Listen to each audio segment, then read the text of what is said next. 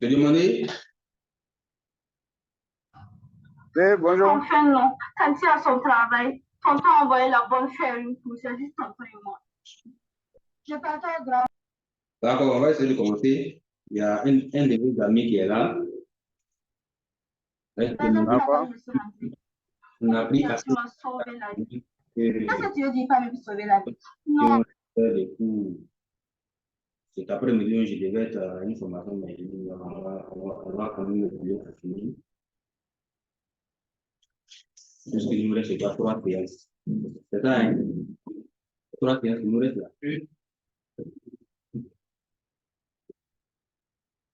D'accord.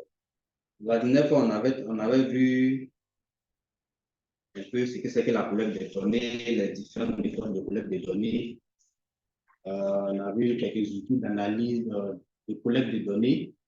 Et puis, la méthode CAPI, la méthode PAPI, on avait fait un peu tout ça. La partie qui va nous intéresser maintenant, c'est l'analyse de données. C'est-à-dire qu'on a fini de dire qu'est-ce qu'il faut en faire. Parce qu'il ne suffit pas de collecter, et à collecter, mais tu fais quoi? C'est ce qui fait que souvent, très souvent, que ce soit en informatique ou bien dans d'autres disciplines connexes, les gens mettent l'accent sur la collecte des données, mais l'analyse même, et puis les résultats qui vont être fournis, c'est autre chose. Si l'analyse est mal faite, la collecte de données, bon, à la limite, ça ne va pas servir à quelque chose. Ils ont eu l'exemple du RIPH 2014, où les gens sont allés sur le terrain, ils ont collecté, mais en termes d'analyse, ça n'a pas donné les résultats escomptés. Donc, nous allons voir dans cette deuxième partie de ce module-là les outils d'analyse des données. Le premier outil, on va voir l'outil d'analyse de données qui est intégré à Kobo Toolbox lui-même. Au niveau de Kobo Toolbox, quels sont les outils d'analyse de données que vous connaissez? Si vous avez connaître Kobo Toolbox, c'est quel outil d'analyse vous allez utiliser? Vous n'êtes pas allé jusqu'à l'analyse. Vous êtes limité à la collecte. Vous avez créé un compte, comment mettre un formulaire en ligne, comment nettoyer, comment collecter. Vous n'êtes pas à l'analyse. C'est l'analyse qui est l'élément primordial. C'est vrai que la collecte est une première phase qui est très importante. Quand tu finis de collecter, qu'est-ce que tu en fais? Comme je prends une base de données des étudiants à l'université, bon, les étudiants, ils viennent, ils s'inscrivent. Mais après, on ne fait pas de la base de données. On peut analyser pour sortir les meilleurs étudiants, pour sortir les étudiants handicapés, le nombre de femmes inscrites en sciences. Et c'est tout ça qui peut sortir, par exemple, pour voir qu'en sciences, les femmes ne s'intéressent pas trop à la science, mais plutôt aux lettres, ainsi de suite. Donc, l'analyse de données est vraiment un élément important et primordial. Donc, dans Kobo Toolbox, on a un outil d'analyse de données qui a été créé avec Kobo Toolbox, qui lui vous permet de faire les premières analyses. Nous, ce n'est pas très approfondi, mais qui vous permet de faire les premières analyses. C'est un outil développé avec XLS Form. Vous avez déjà entendu parler de XLS Form. Vous avez déjà utilisé XLS Form, vous avez déjà créé des XLS Form. Voilà. Qui permet de faire les premières analyses, surtout les premiers graphiques, surtout les premières statistiques sur votre collecte de données. L'outil s'appelle Data Analyzer. Un peu.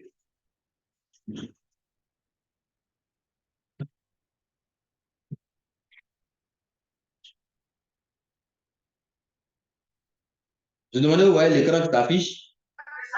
Non, je ne vois pas l'écran.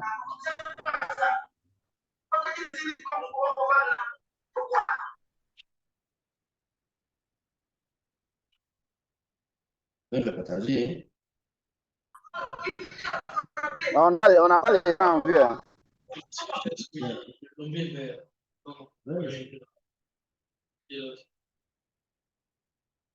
Vous voyez maintenant? Ouais, ça passe, ça va. D'accord. Okay. Oui, ça peut aller. On va voir, essayer de voir un peu en détail l'outil Data Analyzer.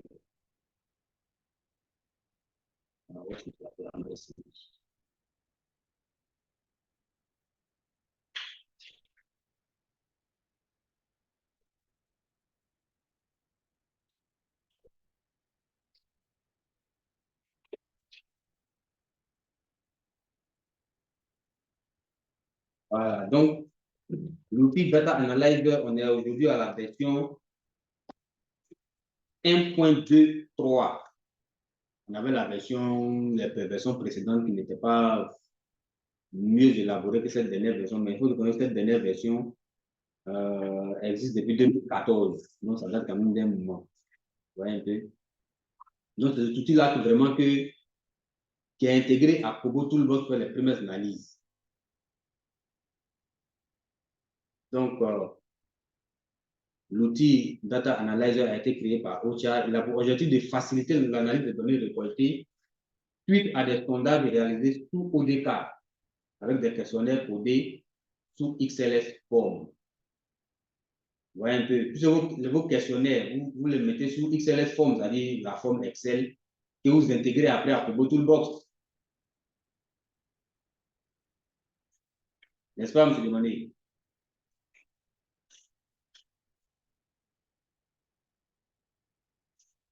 Vous demandez?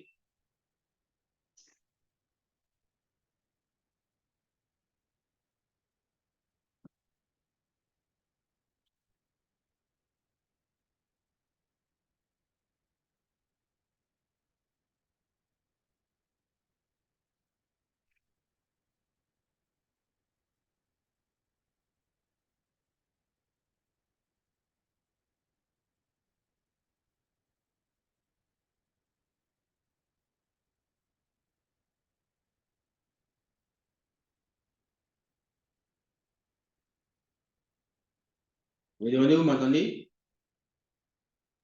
Oui, je vous entends. Voilà, donc l'outil Data Analyzer, c'est l'outil créé un peu par ceux qui ont développé Kobo Toolbox qui permet de faire les premières analyses. Après Data Analyzer, nous allons voir comment intégrer l'outil de BI qui est Power BI. Kobo Toolbox, lui va permettre de faire des analyses un peu plus poussées. Ouais.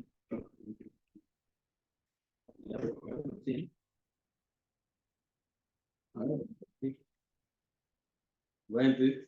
Donc, au-delà de Data Analyzer, nous allons après essayer de voir un peu au niveau de Power BI. Est-ce que vous avez déjà utilisé Power BI?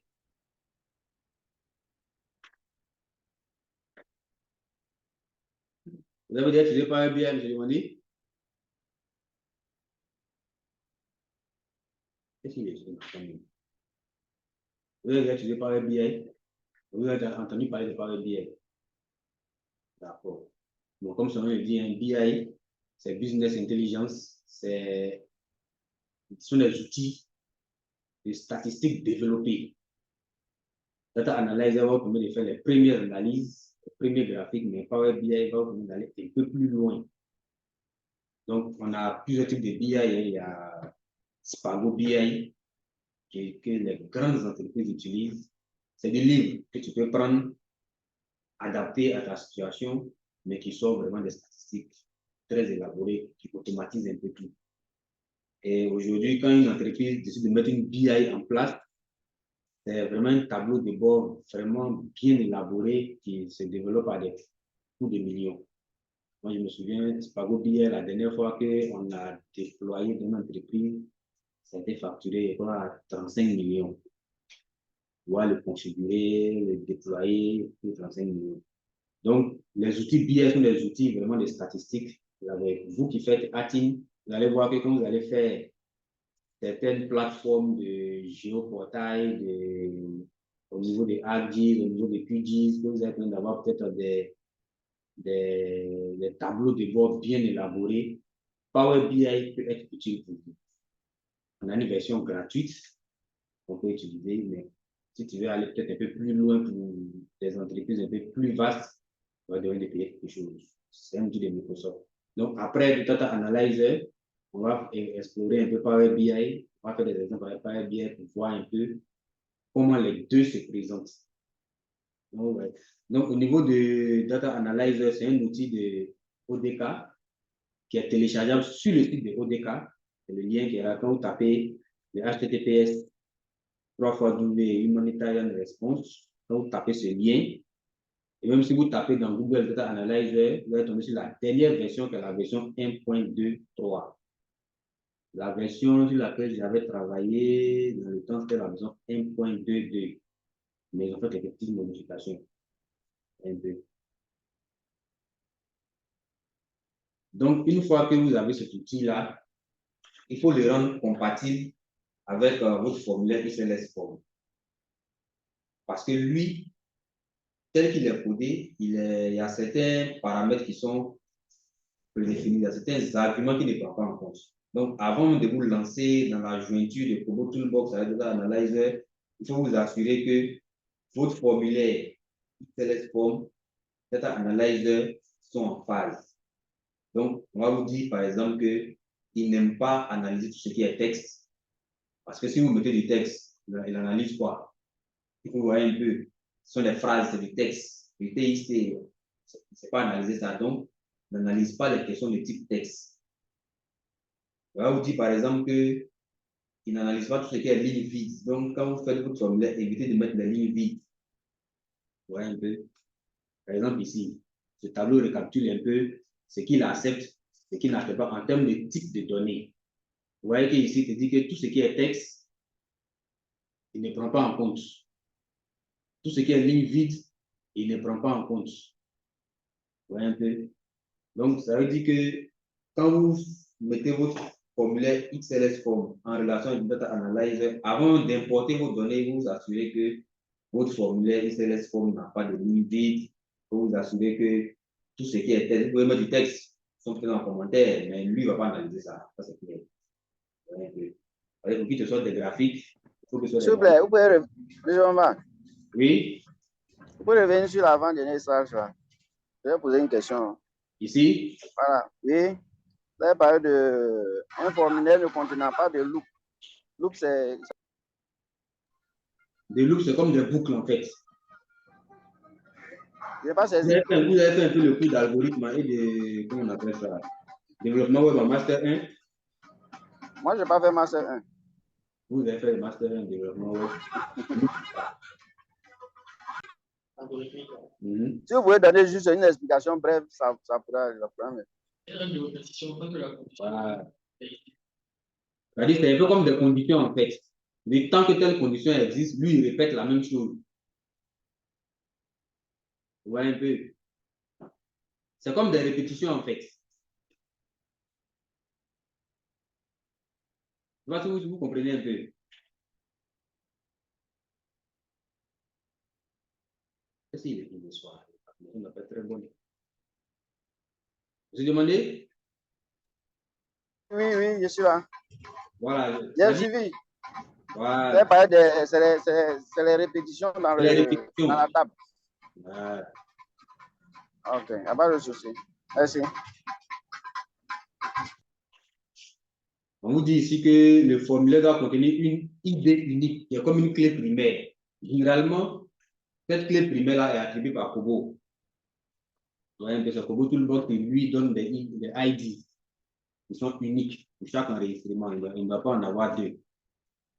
La langue du formulaire doit être spécifiée. Tout à l'heure, quand on va ouvrir le formulaire Data Analyzer, vous allez voir que dans la version qui est là actuellement, on a trois langues. Il y a le français, il y a l'anglais et puis il y a l'espagnol. Auparavant, c'était deux langues, français et anglais. Maintenant, ils vont ajouter l'espagnol. Selon les explications qu'ils donnent, ils vont ajouter l'arabe après. Donc, il y a des formulaires que vous allez voir qu'il y a l'arabe dedans.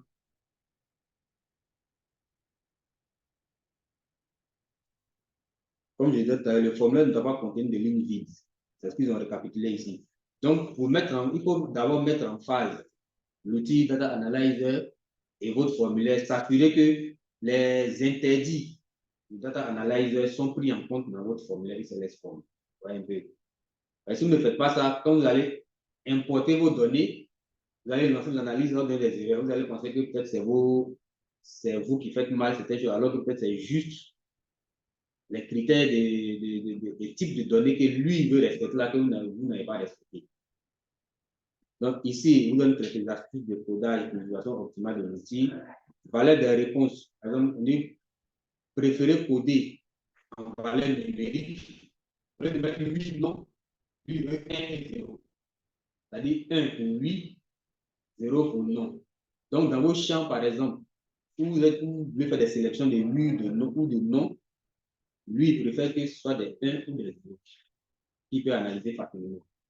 Pour une valeur négative, par exemple, où c'est dans le formulaire, vous interrogez quelqu'un, vous dites, bon, quand vous posez une question, il peut répondre par oui, par non, mais il ne sait pas. Il ne sait pas là. Lui, il faut mettre -1, par exemple. C'est du texte. Pour qu'il l'interprète, il faut mettre -1. Quand vous mettez -1, lui, il considère que ça veut dire que la personne a dit qu'il ne sait pas. Donc, c'est quelques astuces qu'il faut d'abord prendre en compte avant de continuer.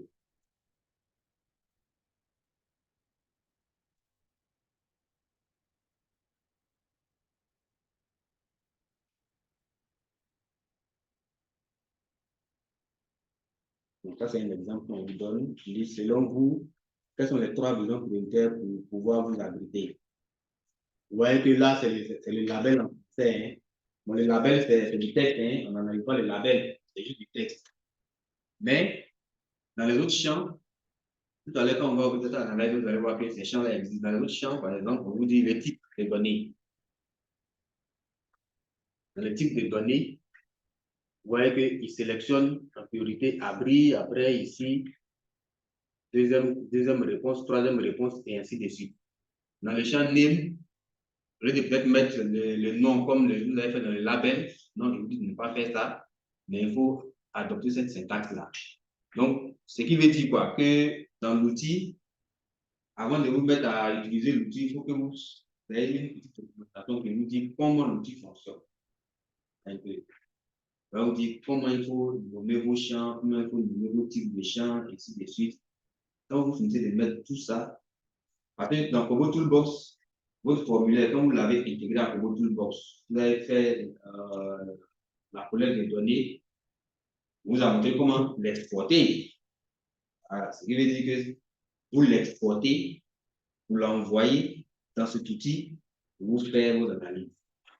Il n'est pas dans Kobo Toolbox, vous le faites. Donc, quand vous l'exportez, avant de mettre en liaison avec votre analyzer, pour vous assurer que vos champs de réponse, oui et non, vous les transformez en 1 et 0, vos champs de texte et autres, tel qu'il a recommandé, vous les mettez en forme, comme lui l'a recommandé, avant de le mettre en liaison. Parce que l'analyse qu'il fait, c'est vraiment en un clic, hein. Mais quand tout est bien fait en un clic, il vous donne vos résultats.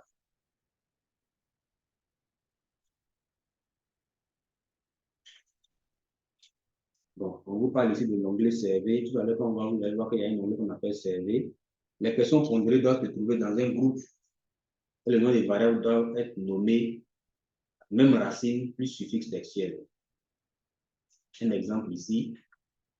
On vous dit pourcentage approximatif d'enseignants présents. Dans le type, ce sont les sélections. Qu'est-ce que vous avez remarqué dans le type de données? Je reviens sur le premier ici. Regardez dans le type de données, qu'est-ce que vous avez remarqué en début et bout de chaîne? Le 98, là. Dans cet exemple qu'il donne. Dans le champ type. C'est le type de question. Oui, c'est le type. Mais vous n'avez pas remarqué quelque chose? Vous voyez, c'est comme en HTML où, quand vous voulez ouvrir un code HTML, vous mettez une balise d'ouverture et une balise de fermeture. Lui, ici, pour une question, vous allez définir le type, ainsi de suite. Il faut commencer par ouvrir et à la fin, vous fermer. Vous voyez qu'au début, il a mis begin. Et puis à la fin, il a mis end. Vous savez que pour ce type de question-là, cette question-là, avec le type de réponse que vous devez donner, commencez, vous ouvrez et vous fermez. Quand vous regardez ici, c'est la même chose. Vous voyez un peu, donc c'est une des particularités. Pour ouvrir, vous dites que vous commencez ça. Et quand vous ouvrez, quand je reviens ici, vous ouvrez, vous voyez que begin group, il a mis abri. Page 1. C'est le nom que vous donnez. Parce que la question, c'est selon vous, quels sont les 3 besoins prioritaires pour pouvoir vous abriter? Donc, il a appelé ça abri page 1, ainsi de suite. Ici, il a appelé ça édu page 4, parce qu'on dit pourcentage approximatif d'un enseignant présent. Donc, il commence et il ferme. Après, il y a l'onglet Choice. L'onglet Choice, ce sont les choix à faire. Ici, lui, il vous donne 4 possibilités. Bon, disons même 5. Soit on n'a aucune possibilité, il n'y a rien, il n'y a pas de réponse à la question, il n'y a aucune réponse. Vous mettez 0. Vous écrire aucune, la valeur, il prend la valeur 0. Lui, quand on met 0, ça veut dire qu'il n'y a aucune réponse. Quand on met la valeur 25, c'est tout ce qui est inférieur à 50%. Quand on met la valeur 75, tout ce qui est supérieur à 50%. Et quand on met la valeur 100, ça veut dire qu'il prend en compte la totalité. Voilà un peu les quatre types de valeurs en termes de choix. On dit ici le poids est attribué directement dans la valeur de la réponse. La réponse toute a été assimilée à 100% et la réponse aucune à 0. Donc ça c'est dans l'onglet Choice, ce qui est question à choix. Donc quand on a fini de rendre compatible notre formulaire XLS Form et Data Analyzer, qu'est-ce qu'il faut faire? Il faut pouvoir importer vos données au Data Analyzer afin d'analyser ces données, les graphiques que vous voulez. Et une fois les données récoltées, celles-ci, dans les onglets du formulaire XML doit être copiées dans dataanalyzer.xls. Donc, on vous dit de cliquer droit sur l'onglet Survey, faire Move or Copy. Tout à l'heure, on va faire le test, Move or Copy, choisir le fichier, de destination, c'est que la feuille. Enfin, après, on peut chercher et copier, commencer la procédure pour l'onglet Choice ainsi que pour l'onglet Data de fichier .csv téléchargé avec Kobo ou Aggregates. Donc, voilà un peu comment il se présente lorsqu'on fait la procédure d'importation des données en Data Analyzer. Donc, on a ici quelques structures de fichiers, ainsi de suite. Config. Seulement que dans la dernière version qui existe actuellement, les data, le serveur et le choice existent bien ici, mais ces trois-là n'existent plus dans la dernière version. Vous voyez un peu? Ils ont dû intégrer ça dans ces onglets-là. Ces trois-là, data, server, choice. Tout à l'heure, quand on va ouvrir, vous allez voir que ces trois-là n'existent pas. C'est plutôt ceux-là qui existent aujourd'hui.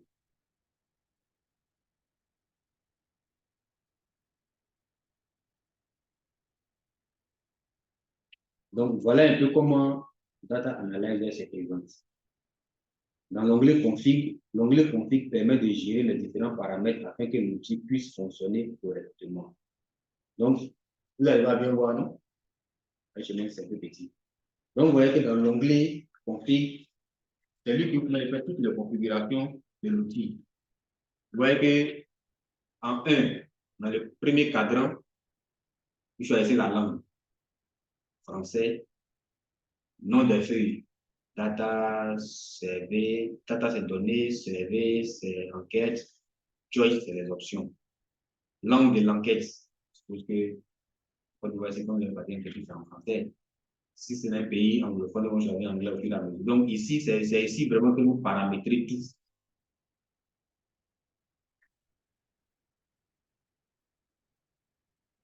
C'est ici que vous faites tous les paramètres. Donc il faut vraiment prendre le temps de lire, de prendre cette première feuille-là, bien comprendre. Ici, par exemple, vous voyez que logiquement, vous n'avez rien à faire ici. Parce que ça, c'est les attributs des différentes langues que vous avez choisies ici. Donc, je choisissez l'anglais, voici tout ce qui met comme attribut. Français, ainsi de suite. Espagnol, c'est quoi, créole. Voilà un peu. Donc, ici, en réalité, on n'a rien à toucher. C'est plutôt ici qu'il faut toucher. Et puis, pour une option plus avancée, ici.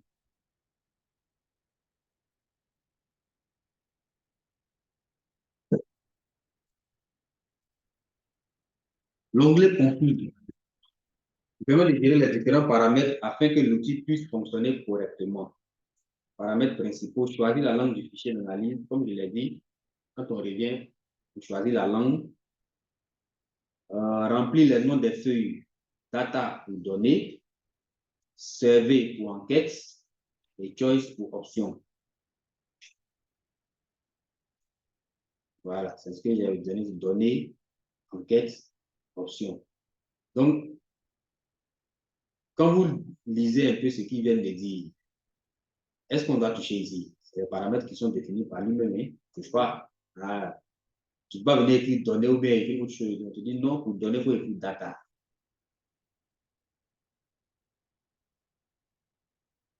Définir la langue dans laquelle a été conduite l'enquête. C'est ce qu'on a montré ici tout à l'heure, langue de l'enquête. En deux, traduction pour les éléments graphiques. Les traductions correspondent au type de légendes qui apparaîtront dans les graphes d'analyse. Il est possible de rajouter autant de langues que souhaité. Pour quelqu'un qui est expert, il va ajouter des langues autres que ceux-là. Si vous veut ajouter sa langue maternelle, le bambara, parce que ici, dans cette partie, le cadran numéro 2, vous voyez qu'il y a anglais, français, espagnol, créole. Tel qu'il a défini, quand vous avez fait l'analyse, les graphiques qui vont sortir, les analyses qui vont sortir, les sous-titres et autres là, c'est dans ces langues-là que ça va mettre. Voilà.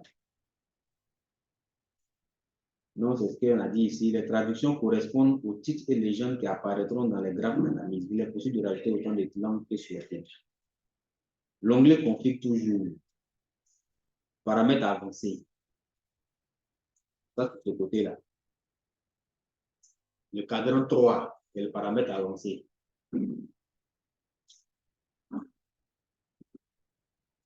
Cette fenêtre n'a pas à être modifiée, comme je l'ai dit. Si les instructions précédentes, comment coder un ITLS form, sont respectées, ça veut dire quoi? Que les prérequis qu'ils ont dit dans le formatage de votre fichier XLS form, si tout est respecté, vous n'avez plus besoin de toucher cette partie-là. Le cadran 3 ne le touche pas. En général, c'est rare qu'on le touche. Maintenant, dans le cas où ce n'est pas respecté, les modifications suivantes peuvent être apportées. Colonne de référence donnée. Reporter ici le nom de la colonne de l'onglet Data comportant l'ID. Puisqu'on a dit qu'il doit avoir un ID unique. Colonne de référence enquête. Reporter le nom de la colonne de l'onglet Survey comportant les types de questions. Colonne de référence option. Est-ce que vous allez voir les différentes colonnes de référence? La première colonne, c'est référence donnée. Vous voyez? Voilà. La deuxième colonne, c'est référence enquête. Et puis la troisième colonne, c'est référence option. Le list name. Ligne maximale, c'est le nombre d'enregistrements maximum traité par le fichier.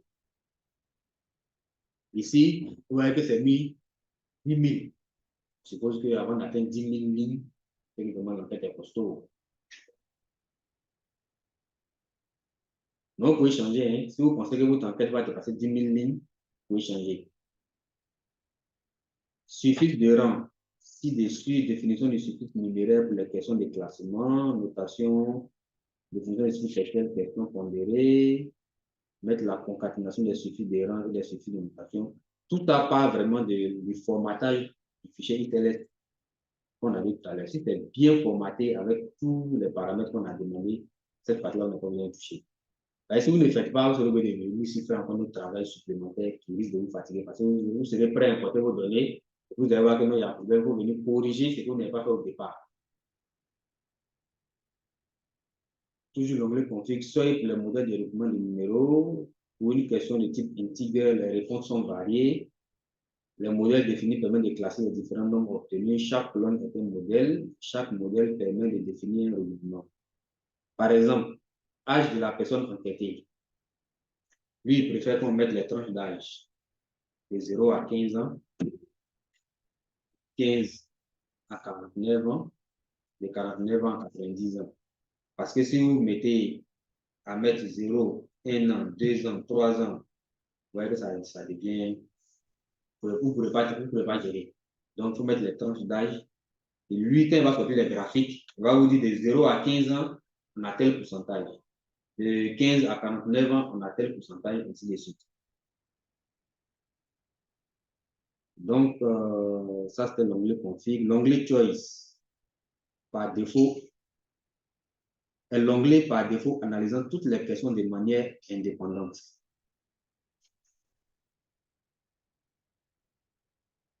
En 1, choix de la question. Vous voyez en haut, vous avez mis 1 là. Voilà. On choisit la question. Par exemple, quand vous allez intégrer les données dans un data analyzer, vous avez plusieurs questions. Dites par exemple, on veut savoir le nombre de filles inscrites au Pilates. C'est une question. Donc, toutes les questions que vous êtes posées là sont dans un menu déroulant. Quand vous choisissez une question, il vous fait l'analyse de la question, il vous donne les résultats. 2, résultats en graphique. Ce qui est là. Dans l'onglet 1, ils ont dit quels sont les problèmes d'accès. 2, pourcentage pour chaque option. En 1, problème lié aux handicaps ou à l'âge. En 2, problème lié à la sécurité physique dans les localités. En 3, manque de ressources financières et la zone. 4 autres. Donc, il vous soit des graphiques vraiment simples à comprendre. 4, les propriétés des graphiques qui sont modifiables. 5, paramètres avancés. Menu unique. On dit même principe que le menu choice. Le résultat, lui donne son résultat dans ce format-là. Seulement, c'est le même principe que le menu choice, mais seulement que lui, il donne dans notre format que le menu choice. Ici, on dit, y a-t-il des retournés qui vivent? Ok, est-ce qu'on arrive à bien voir la question qui vont poser? Y a-t-il des retournés Dans cette localité. Pourcentage, on dit non à 31%, oui à 109%. Juste là, vous avez été. Oui, parce que je disais que quand vous formatez le fichier, le oui correspond à 1. Le non correspond à 0. Mais dans le label, par exemple, dans le label, vous mettez le texte. Lui, quand l'analyse, quand il prend tout ce qui est 1, là, lui considère que le 1 en rapport avec ton label qui est 8. Voilà, c'est ce qu'il fait en fait. Menu unique, même principe que le menu choice, ainsi des choix de la question analysée, résultat en graphique, ainsi de suite. C'est le même principe qu'il fait. Après, on donne un menu value. L'onglet value est plus complexe en termes d'analyse. Il permet d'analyser les questions à réponse multiple. Il catégorise une réponse spécifique par une autre question. Se rajoute à cette fonction la possibilité de désagrégation comme dans les onglets précédents. Donc là, si on ne pas bien voir, toujours comme les autres principes, on fait le choix de la question. Où l'eau est déplacée? Option 1, famille d'accueil. En 3 types de zones. Donc, quand on prend les réponses qu'ils donnent, on voit qu'en milieu rural, on a 7%, en milieu urbain, en dehors, on a vu 33%, métropolitain, 0%. Vous voyez un peu. Ici, il vous donne des résultats selon la commune. Cela dit qu'on peut désagréger. Selon le lieu où il loge, on peut dire par exemple, on prend la commune seule. Donc, c'est comme s'il est plus précis, quoi. Donc, on peut aller choisir un seul élément dans la question et puis donner la réponse. Si c'est peut-être dans un village, quand tu choisis le village, tu vas donner la réponse ainsi de suite. Donc, lui, il est un peu plus approfondi que les deux autres onglets qu'on a vu tout à l'heure.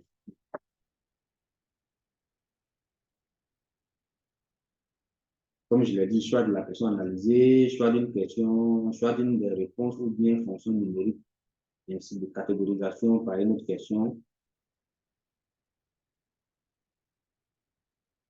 Les onglets suivants, rank, sport et compare, sont toutes la plus-value et la puissance de ce qui Excel. Donc, ils sont plus élaborés. Parce qu'il faut, tout à l'heure, quand on va faire les TP, vous allez voir qu'il y a le côté basique, puis il y a le côté avancé. Le côté basique, c'est les onglets qu'on veut voir. On va dans le côté avancé, On va commencer à rentrer dans ces trois autres onglets qui sont rentre, compare et puis sport.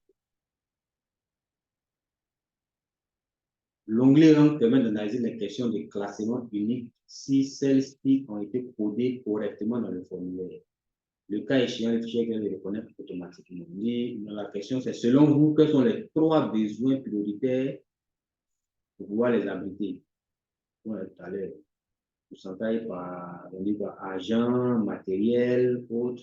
Tout à l'heure, quand on a posé la même question dans l'onglet, le premier onglet qu'on avait fait là, n'est pas détaillé comme ça. Vous voyez un peu, il n'avait pas détaillé comme ça. Mais là, il détaille plus. On vous dit, on parle en termes d'argent, on parle en termes de matériel de construction, et ainsi de suite.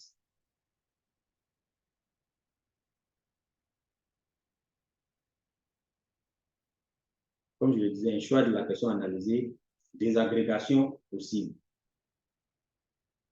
L'onglet sport, qui permet d'analyser les questions de sport, pondération et uniquement si celles-ci ont été codées correctement, toujours. Le cas échéant, le fichier Excel les reconnaît automatiquement. On dit, la question c'est quels produits agricoles ou de pêche ont été endommagés et à quel degré. Ici, on dit les produits agricoles qui ont été endommagés. Tu arrives à bien voir ici. Il dit quoi?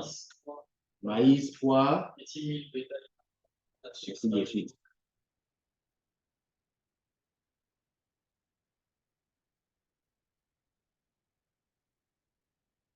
L'onglet compare. On analyse les questions de classement et les questions de score. À cette différence, et les points ne sont pas pris en compte.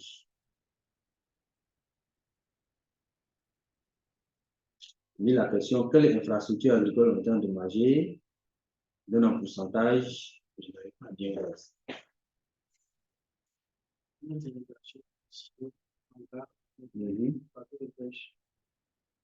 D'accord. Le bleu signifie quoi? Après, on a léger, sévèrement, détruit, ainsi de suite. Non, ici, les canaux d'irrigation, 13% n'ont pas été détruits. C'est ce que ça veut dire. Oui. Ici, légèrement détruit.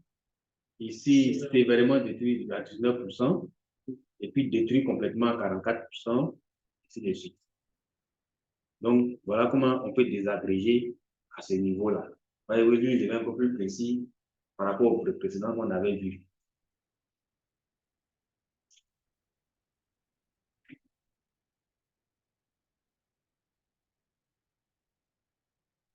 Les options avancées. Un fichier de analyse peut contenir plusieurs enquêtes. Pour obtenir les bonnes analyses correspondant aux bonnes données, les onglets sont à définir dans l'onglet config. Les propriétés des graphes sont modifiables pour tous les onglets. Bon, là, c'est vraiment les options avancées. Pour quelqu'un qui veut débuter, je ne conseille pas d'aller sur ce volet-là d'abord, à moins de maîtriser les premiers volets. Parce que là, c'est comme si tu mets deux enquêtes dans un seul formulaire. Déjà, avec une enquête, tu n'as pas encore fini de bien paramétrer, tu ne maîtrises pas. Il faut mettre deux enquêtes. Ça devient compliqué. C'est-à-dire que dans l'onglet config, il faut aller définir la langue de chaque enquête, il faut aller définir le type de chaque enquête, ainsi de suite. C'est pour vraiment ceux qui sont assez avancés dans l'utilisation de ce outil-là. Transférer les analyses dans un rapport point d'orgue. Ça, c'est. Je ne pense pas que ça soit la chose la plus compliquée. Il y a des questions de présentation. OK. D'accord. Donc, vous se demandez où tu veux toujours? Mais je vais vous quitter tout à l'heure, on est arrivé à la gare. Je vais prendre congé de vous. D'accord. C'est un transport en commun. Ah, d'accord. Donc, voilà un peu présenté l'outil Data Analyzer. Ce qu'on va faire, on va sortir de la présentation et puis on va présenter l'outil lui-même. Parce que les séances qui vont suivre, on va plus faire TP pour appliquer ce qu'on a fait et puis on va analyser. les types de données.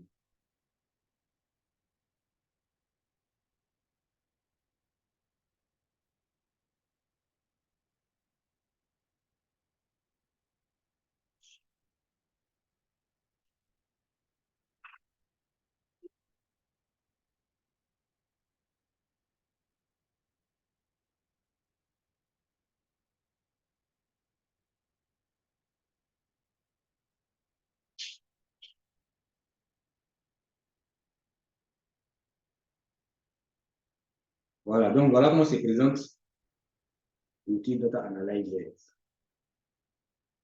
Ça va ici? Ouais, j'ai, hein?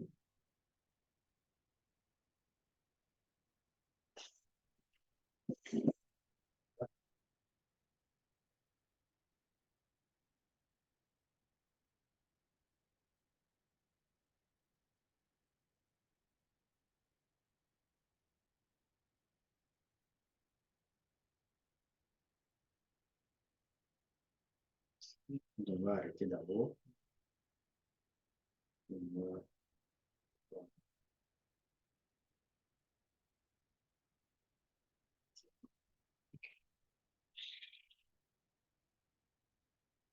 Ici.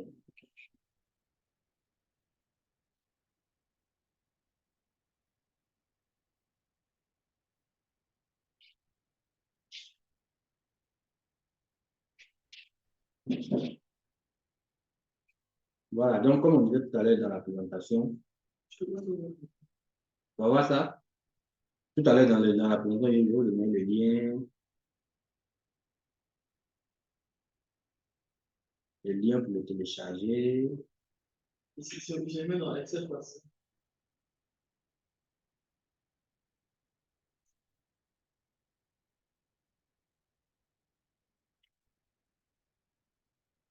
Le partage du lien là pour nous.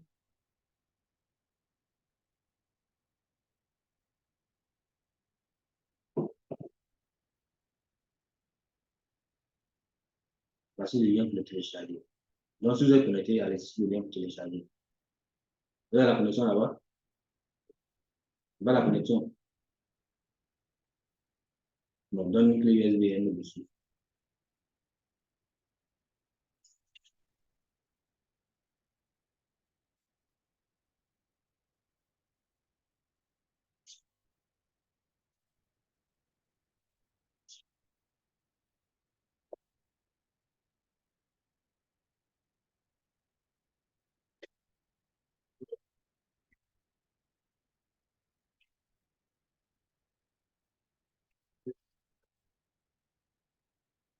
Votre par mail, c'est bien. En mail. Bon, donc, on est. Comme ça, il y a un dans le mail des autres. Voilà, c'est bon. Bon, monsieur Bama, Oui. moi je vais prendre congé de vous le temps d'arriver à la maison. Mais je vais une doléance. Si vous pouvez mettre le support de cours à disposition, ça va nous arranger. Oui, oui, je vais vous envoyer les papiers. D'accord. Ok, bonne continuation. Ok. Bon. Écris les mails là sur une feuille. Tu vas envoyer ça.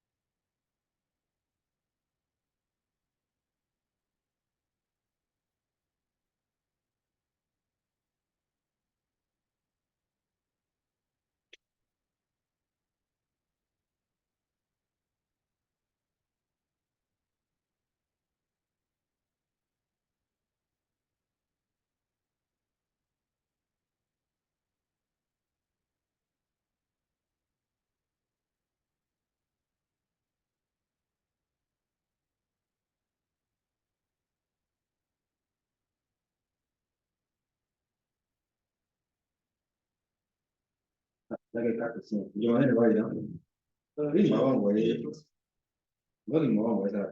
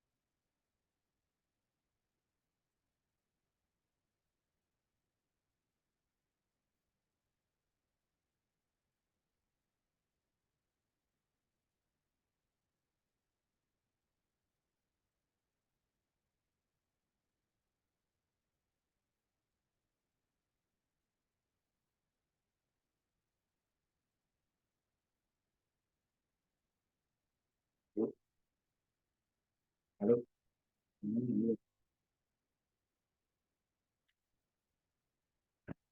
D'accord.